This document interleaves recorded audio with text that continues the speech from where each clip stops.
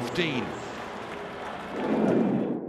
We're just delighted because the big prize for today is to be in the All-Ireland final. You know, the losers today, it's a terrible place to go out, but we're in the final now and that's what we wanted to be. 4 in a row dream continues.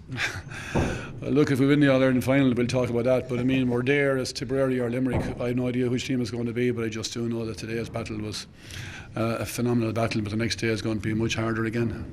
I was happy with the lads, the way they worked today.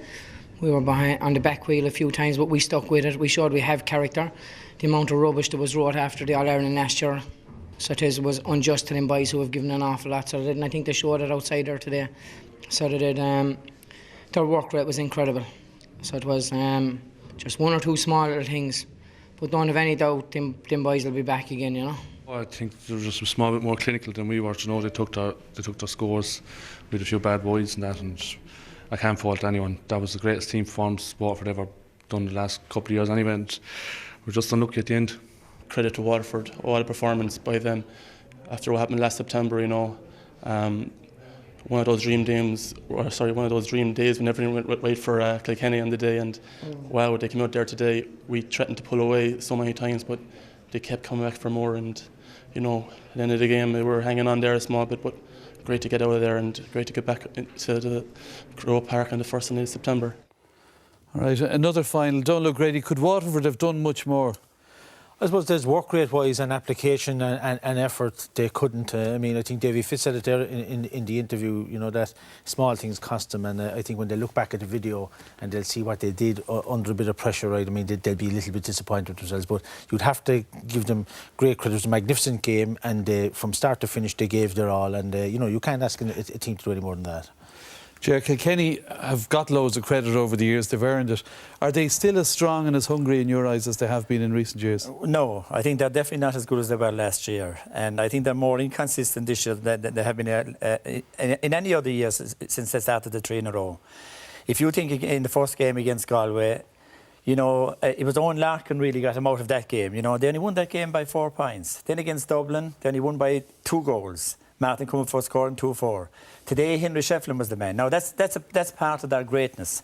That, you know, if 2 or 3 players fail, one player will always step up to the mark and have a massive game and drag them out of it. But over the last few years, they were demolishing teams. They're not demolishing teams now. Now, whether that's other people catching up or them coming back a small bit, but there are flaws in their team. There are no doubt about that. Down the centre today, at full back, at centre back, at midfield, and in the half forward line, there were flaws in their team today. You know, even though they still scored 223, but they are giving other people, you know, that little bit of an incentive now to up your performance, and maybe the time for catching them is getting a bit closer. All right, but Pete, you were saying you noticed they were still very tactically aware. And they're going into the match, they changed tactics appropriately. Yeah, they changed tactics completely today. Usually the Kilkenny that we know play the low ball out in front, the man coming through the middle, hand passing over the bar. Today it was just route one all day long. Here we see Jackie Terrell, ball straight down on top of Henry Shefflin. Ball breaks. Of course, Eddie has made a run of 60 yards at this stage and puts the ball in the back of the net. They identified that Waterford had a bit of a weakness in the full back line, but you know, they had a novice in there at full back and Aidan Carney, who wasn't as strong as you would expect a full back at this stage in the championship. They identified that before the match. They also identified what were Waterford going to do. They were going to cram the space in the middle of the field, so they eliminated by taking route one ball, every ball long into Henry. He was in top of his game, he was out first, and he has the ability to be able to finish. It's typical of Kilkenny. They're never happy that they have perfection. They identify other teams' weaknesses. Like, you'd think after giving such a beating to Waterford last year, they'd say, look, if we play 3/4 to our strength, we'll win. No, that's never done. Identify what we have to do, go out and put it into play. Gerard think they're going backwards, and I wouldn't agree with that. I think they're still as strong as ever. I think that the standard has improved. There are a few teams identifying, like what Cody has been doing for the last few years, as to how to attack and how to work against them. But to say that they've come back, I don't think so. And there's a huge difference between beating a team or coming close to a team. Every team can come close to them, 4 or 5 points. But who's going to beat them? What's the team that's going to be able to lead them in the last 10 minutes and go on and finish the game? They're going to be a super team. OK, well, we'll talk about it. Davy Fitz said after the match, Donald, that Kilkenny are beatable in his view. Now, you've been looking at how Waterford did go at them, but the lapses in concentration you mentioned. Well, I mean, all teams are beatable, Des, but I mean, you know, Kilkenny they give very little away, and that's the contrast, I suppose, with Waterford. If you look at Waterford, particularly their first goal that shows up, all the good things they can do, right? Kevin Moran got the short ball from Rick Walsh, which inconvenienced the centre back. Tennyson was caught. Owen Kelly made a run across the goal, which took Michael Cavan out of the play. Brilliant goal from Shane Walsh. This is what they're capable of doing. They got from brilliant scores, but here's the wrong player of the match. Shane Walsh should have just, or Shane O'Sullivan should have just stepped outside his man, clipped the ball up to the wing. John Milan and Owen Kelly were up there free. Stayed across to Tommy Walsh. That ball ended up in the net. Puck out, straight down to Shane O'Sullivan. Batted it down. John Tennyson comes forward. Free for Kilkenny. Aidan Carney coming over the ball. Passes straight to Larkin over the bar. These little things, and we saw in the clips before that, in the general in today, Waterford gave away too many scores, and when you're playing the likes of Kilkenny, I mean, you know, I don't feel that they've gone backwards. I think other teams have set themselves up now to play against them, but when you're playing champions like that, you have to keep it tight, give them nothing away. Waterford gave away too many balls out of defence, straight to Kilkenny, back over the bar. But Chair was not giving away under pressure, in fairness to Kilkenny forward. Well, I don't agree with you there, Des, because I mean, like they weren't under like when the ball was pucked out, that midfielder was under no pressure. He should have killed it in his two hands into the hand up the wing. Aidan Carney coming over the ball, could have kept coming with it, could have kicked it away, could have done anything else. So I think they weren't under that much pressure. I mean, I don't mind the player being under pressure, giving it away. That's understandable. But when so you're on your own, are you saying that today's display by Kilkenny was as good as the display they gave last year in the All-Ireland final or semi-final? But it'd be hard to repeat that. No, I know, yeah, but that was the height of their power, I think, you know, and I don't think they'll reach that height again. And even if you go back to the semi-final against Cork, when they absolutely pulverised Cork in the second half, they haven't pulverised any team this year to the same extent as they were pulverising teams over the last 2 years. So that's why I think, in spite of what they did last year, that they are not quite as good as they were. And there are flaws in the team now that weren't there. They're not as powerful at midfield. They certainly weren't today.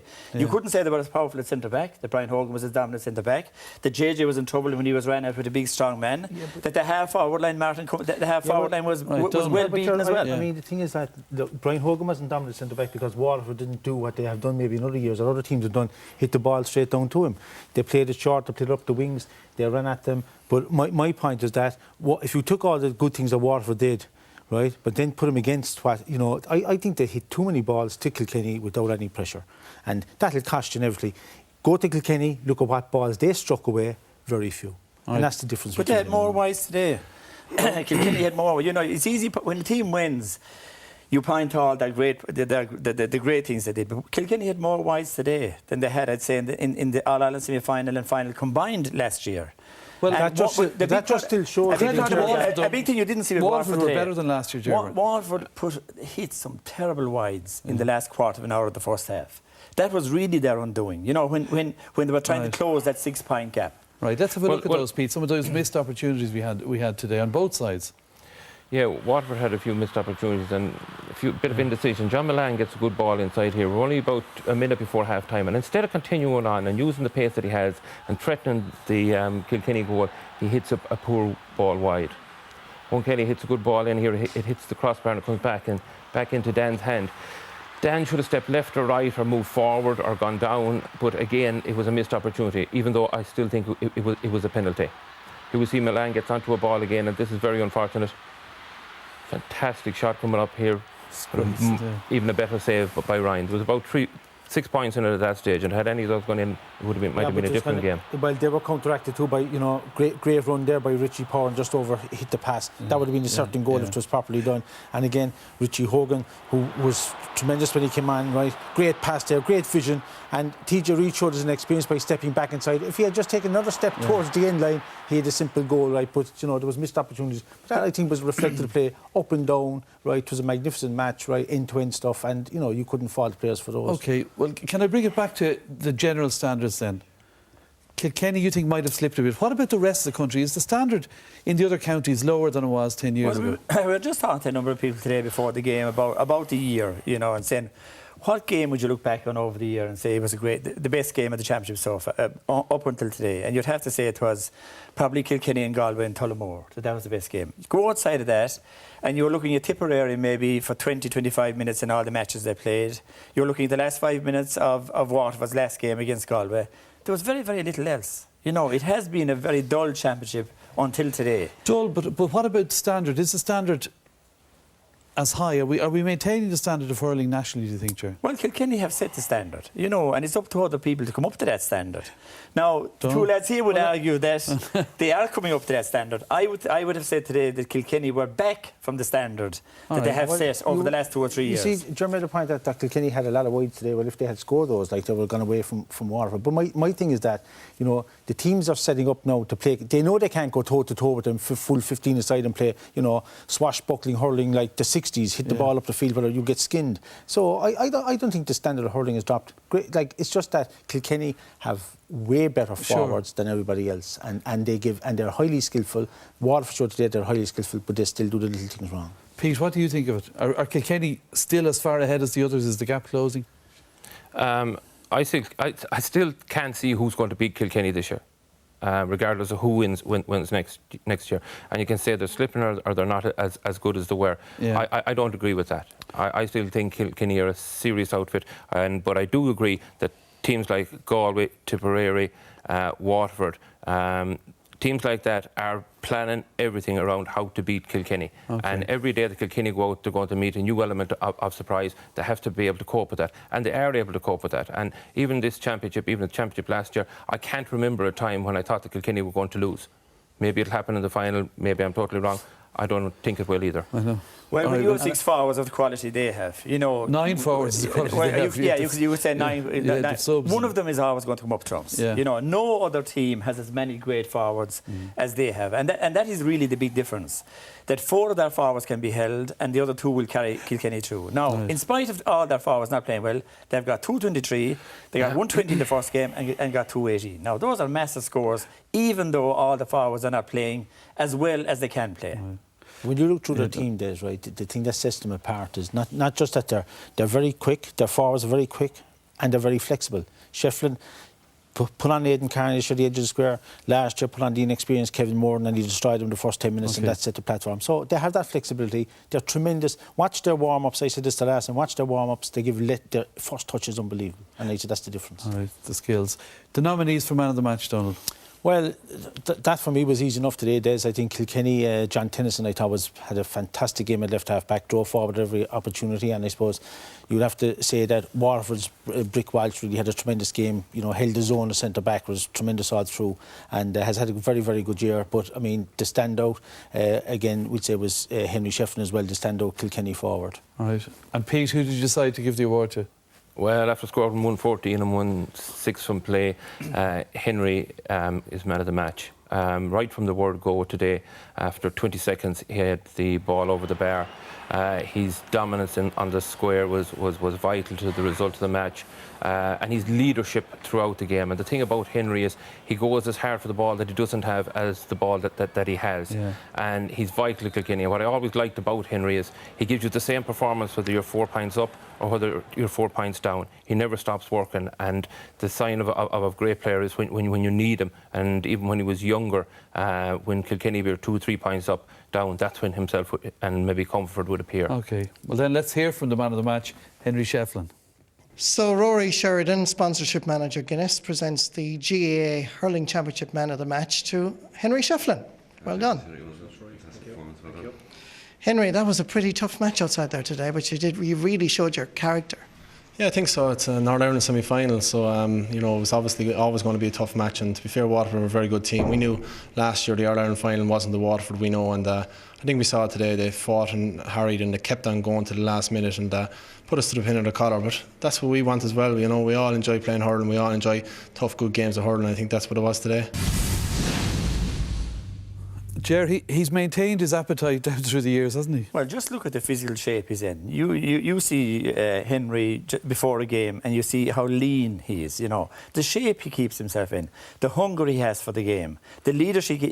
In most games Kilkenny play, he gets the first score of the game. Go back over the games over the last 3 or 4 years and he's got the first score of the game in most games.